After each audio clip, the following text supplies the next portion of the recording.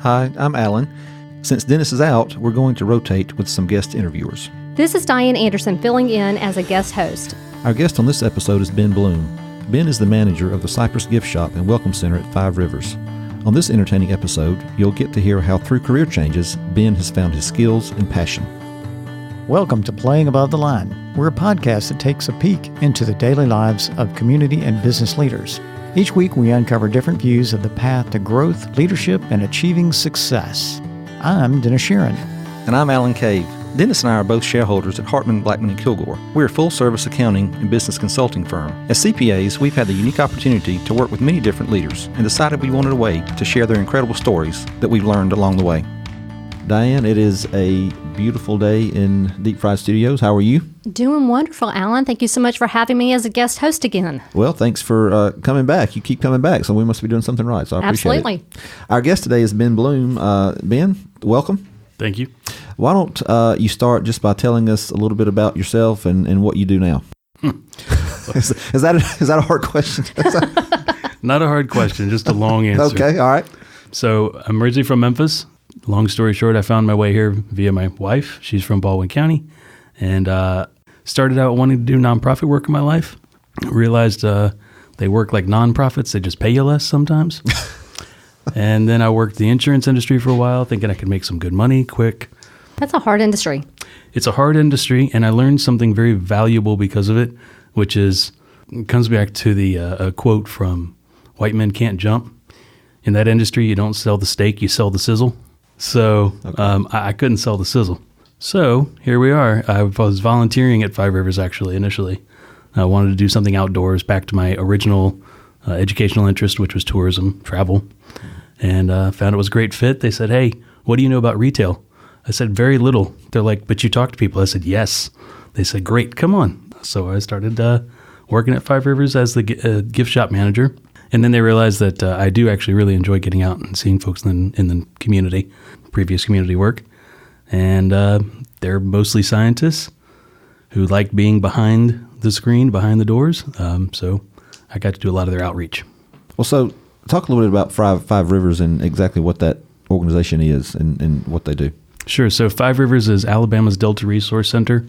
We're there for outdoor recreation, conservation, and land stewardship of the Mobile-Tensaw Delta. Delta there is the second largest river delta in North America. Right here in your backyard, hugely biodiverse. Where the state of Alabama is lacking in certain things, in biodiversity, it is like number 1 or 2. So it's pretty awesome there. So we have a bunch of school kids. In fact, after today's podcast, I got to go help with a group of school kids. Bless you. We see about, 8,000 of them a year there at Five Rivers. About 80,000 tourists total in a year. A lot of Europeans like to stop by because they're interested in outdoor travel. Okay. Well, the property is absolutely amazing. I have been there for community events. I have been there in regards to our firm has had events out in your space there. So y'all have auditoriums and places that people can rent out and have meetings there, which we have done. Plus the water is just absolutely amazing. So tell us a little bit about what all y'all do offer there at the property. Sure. So our 80-acre property, we have a conference center. We have an exhibit hall. We've got a learning center, a 90-seat theater. We do everything from weddings to funeral celebrations, birthday parties, meetings again, holiday parties. Just the gamut of rental opportunities is astounding. And I don't know whether I said this. Yeah, weddings.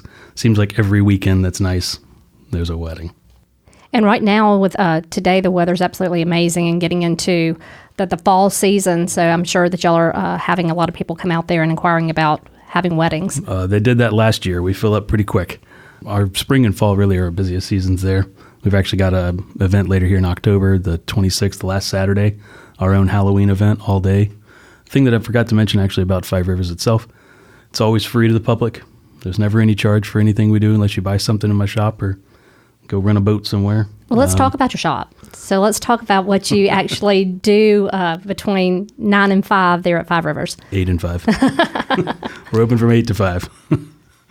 So the shop itself is, we have your souvenir type items, your hats, t-shirts, pens, buttons. But also I like to find as many local artists and crafters that I can. I really love the local art scene, so much so that figuring out a way to get more folks there to Five Rivers on a Sunday, which was typically our slowest day because we don't have school groups on that day and tourists seem to stay away from us. We came up with an outdoor market, which is the first Sunday of each month from noon to 4 in the afternoon. We try to provide a food truck, and we had last Sunday, our October market, we had about 40 vendors and about 300 folks come through.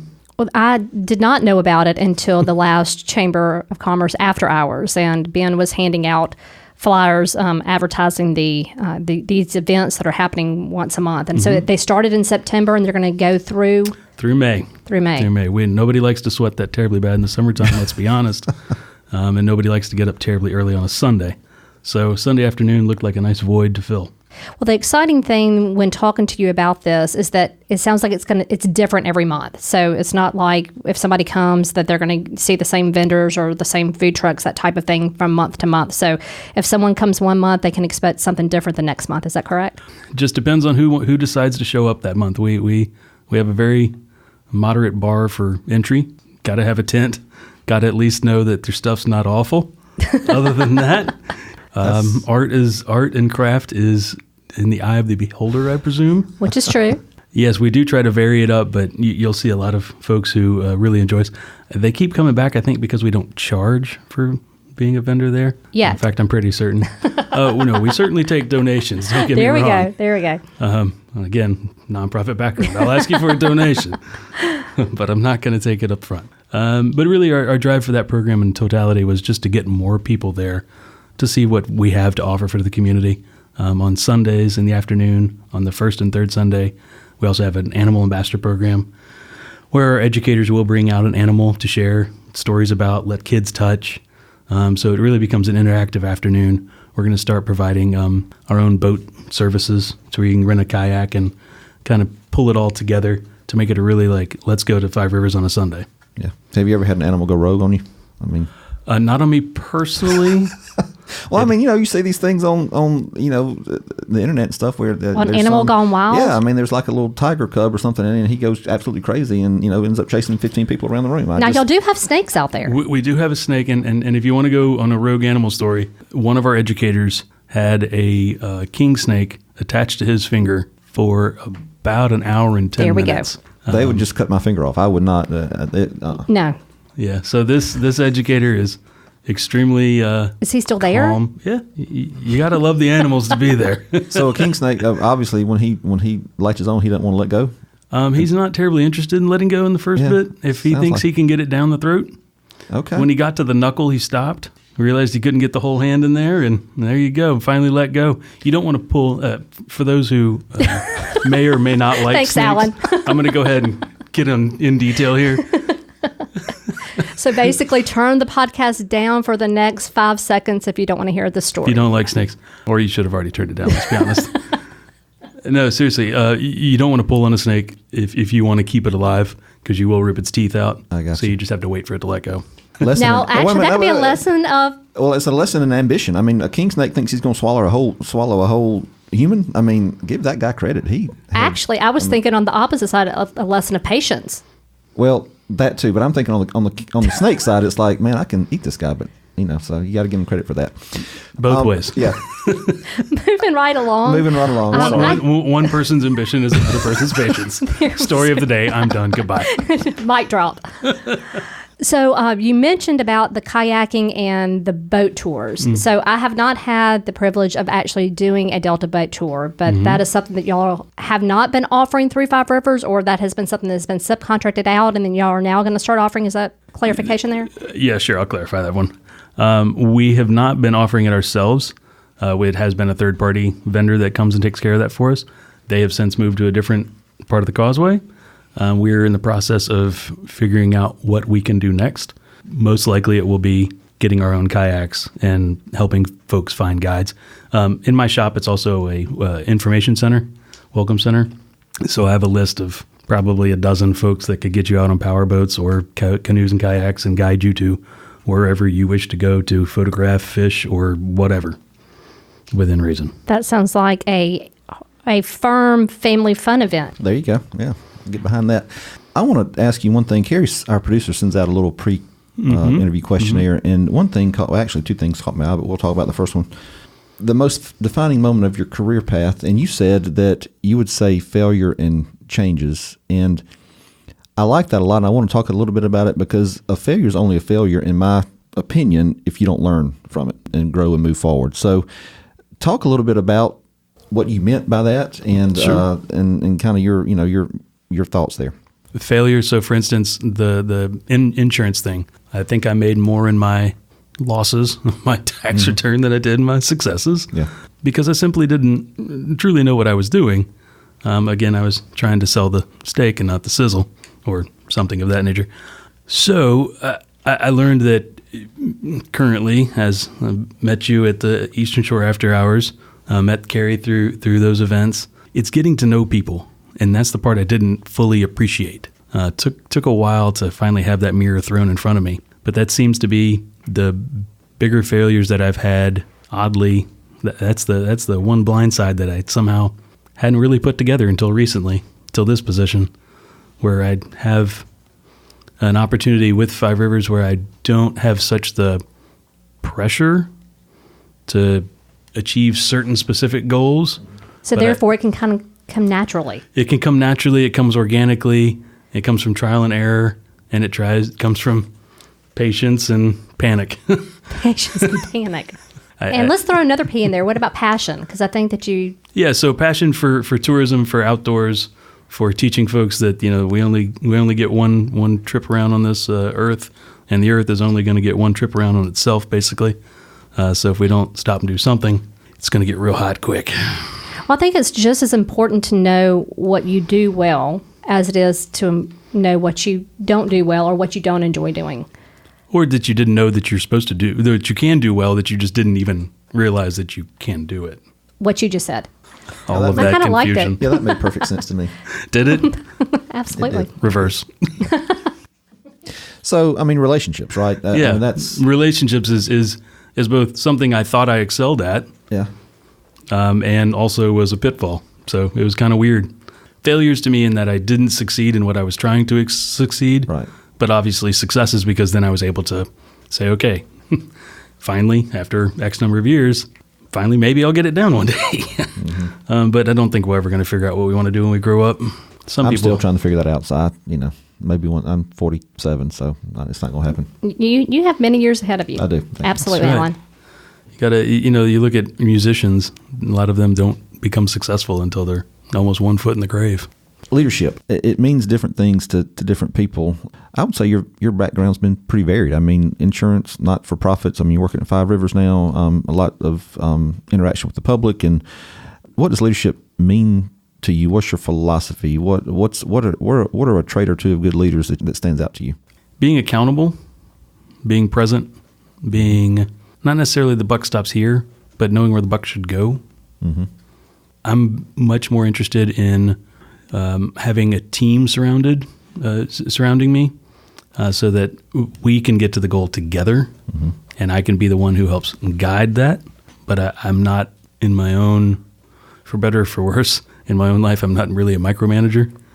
I prefer to, hire good people, be around good people, work with good people, create a good working environment. And kind of get out of their way and let them do them, and I'll do me. And at the end of the day, if there's something that really got messed up, I got to own it. And you'll figure it out. I believe that whoever the leader is needs to be able to stand up and say, all right, yeah, we messed up. I messed up. I can figure out how to fix it. And then let's learn from that mistake and keep moving forward. That leadership style works, but it only works with accountability. And you said it. I mean, it's good to stay in your lane. And it's good to be responsible for you. But if you're ultimately not accountable for your actions, then it's a train wreck, right? It very well can be, because if you're constantly throwing everybody else under the bus, you're not doing yourself any favors. So true. I want to go back to that you got here through Memphis, but actually it's a little further away. So you're originally from Providence, Rhode Island. Is that correct? No, originally from Memphis. Okay. When it came time for college, I wanted to go as far away from Memphis as I possibly could. So I first wanted to go to Alaska or Hawaii. And my parents said they'll buy me one round-trip ticket. One goes as freshman, one comes back as a senior. So I said, cool, well, let's go check out other schools. So I went on a tour of schools in the Northeast because I had family that lived there, the Vermont area. Got to Rhode Island, really loved that city. Providence, really loved the school. It was kind of more of a career-driven school. Its most famous graduate, I guess, right now is Emeril Lagasse. It's chiefly a culinary school, but they have other interests and other degrees. So I went with the tourism, marketing, and management with an interest in ecotourism. A lot of my professors had worked for foreign ministries and tourism. So I fell in love with tourism and talking to people, and I wanted to see the world, I think, and didn't want to join a service at the time. So getting involved in tourism. And then I remembered you work when everybody else plays. So I was kind of like, oh, well, I don't know that I like that. Yeah, backtrack here. And then my family itself, they've all been, my stepfather is a cantor and a rabbi. I think seeing that, being a part of that, my sister's now a rabbi, my brother-in-law's a rabbi. It's a long list of folks. So I ended up joining them in a sense and working in Jewish community work, which is where I found myself into Los Angeles, going to that school. So now for something completely different. It's kind of another story of my resume there. Now for something completely different. And I really worked in that nonprofit work, and then it came to the point of this is basically for-profit work. Mm-hmm. Just I was doing a lot of fundraising for organization, which was fine, no problem, but kind of became untenable for me, and decided to change something up. So I was in Savannah, Georgia at the time, at that point of transition. Mm-hmm. We moved to Memphis, where I'm, again, originally from, my wife, and I moved there. She went and got a graduate degree in public health. I worked in insurance, and we left Memphis because it snowed really, really bad one winter. And she and I spent 4 years in different cities where it was really, really cold. So we were tired of being cold, and we wanted to live by family. We just committed to hers instead of mine. So we left Memphis and came down here.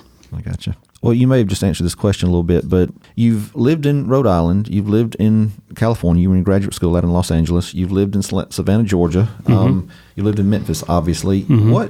What about this area has drawn you here? I mean, what do you love about this? I mean, you could have stayed in Rhode Island, you could have stayed in California, you could have stayed in Georgia, Tennessee. I know family, but what else about this area is appealing? Not many other places in the world do you have mostly perfect weather. Los Angeles has perfect weather, but it's like Groundhog Day. Every day is exactly the same within reason. Here you get some seasons, although they're counted differently. There's water season, there's hunting season, there's football season. So true. Right. And you get to play in the water if you want to all year long, if you're used to it or okay with it. And the people it's the Deep South. I mean, I grew up in Memphis, but I used to come down here as a kid to Destin as a vacation or as a part of youth group traveling from Memphis to Jackson to Mobile to New Orleans. So I grew up basically in this long delta from north to south here. So the people were very familiar to me, and they're wonderful to talk to, and the culture is very interesting. People complain a lot how there's nothing to do, I understand was the mantra for a while here in Mobile, and that's changed. There seems to be tons to do in the area for everybody, all ages. So true. And my wife was like, "Look, I want to live by family. We want to be here." And I certainly couldn't disagree with her. It's kind of a little slice of heaven down here. When you're talking about there's a lot of things to do in the area, in your spare time, what do you enjoy doing? I used to do a lot of stand-up paddleboarding, and I used to do a lot of kayaking. Now I have a 2.5-year-old, so I do a lot of things at home or something with her. I'm fortunate in this position at Five Rivers. Since the facility is open 7 days a week, 8 to 5, I get to take off a weekday and a weekend day typically. So Fridays I typically hang out with my daughter, and we go do anything we can, art museums, the parks. I usually kind of dub it Cultural Enrichment Friday, or at least I used to. We'd sometimes wind up at a brewery or two. I mean, things happen. And have a good time.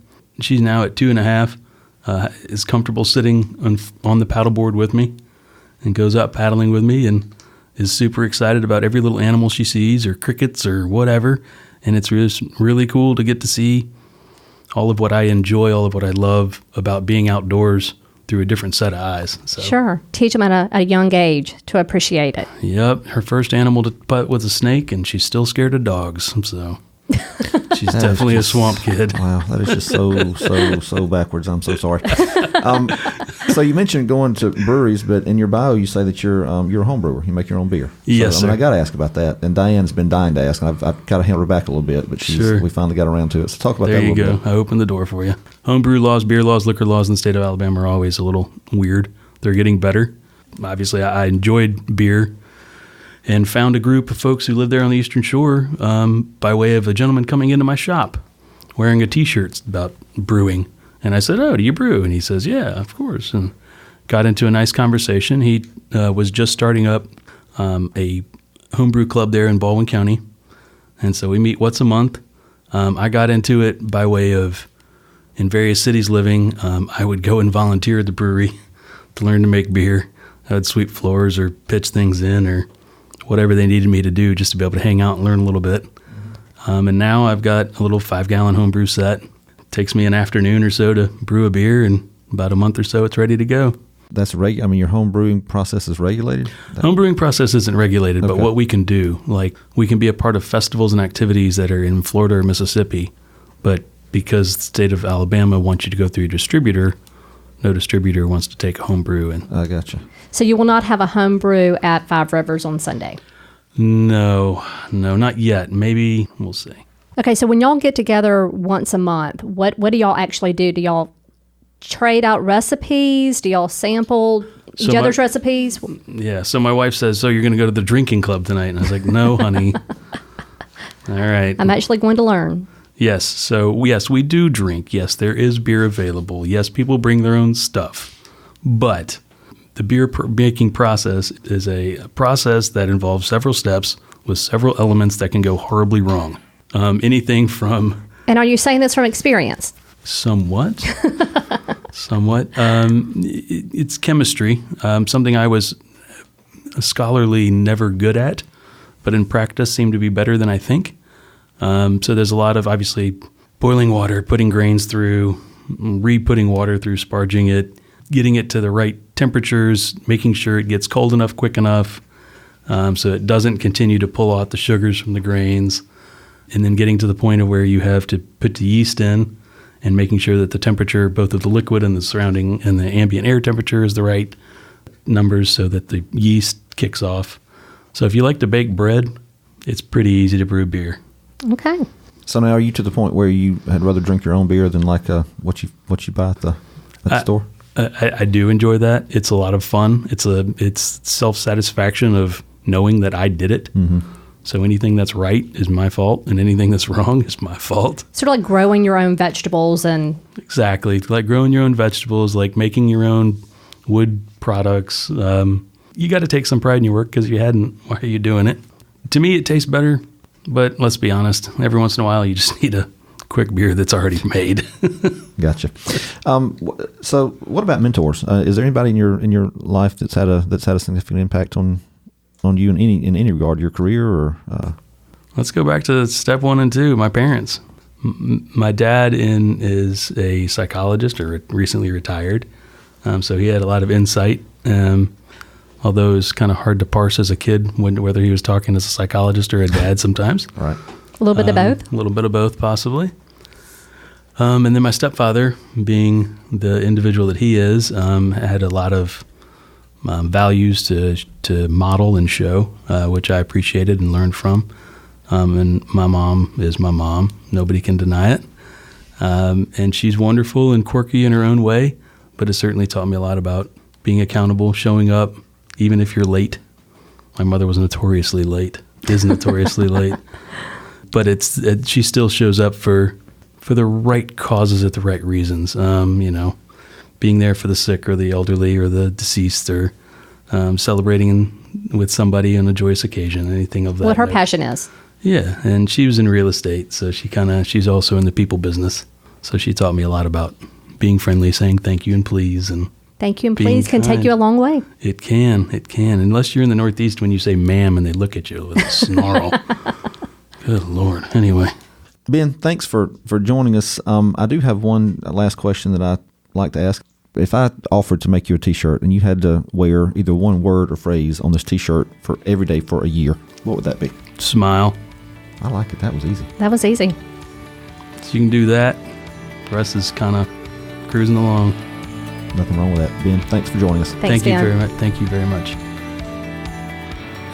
Visit www.alabama5rivers.com and click on the links in the show notes to follow them on social media. Well, thanks for listening to our podcast today. To never miss an episode, subscribe to Playing Above the Line at iTunes and anywhere else you get your podcast. And be sure to leave us a rating. We'd love to know what you think about our show. To contact us or to stay connected, follow us on social media at HBKCPAS on Twitter, Instagram, and Facebook. Thanks for listening.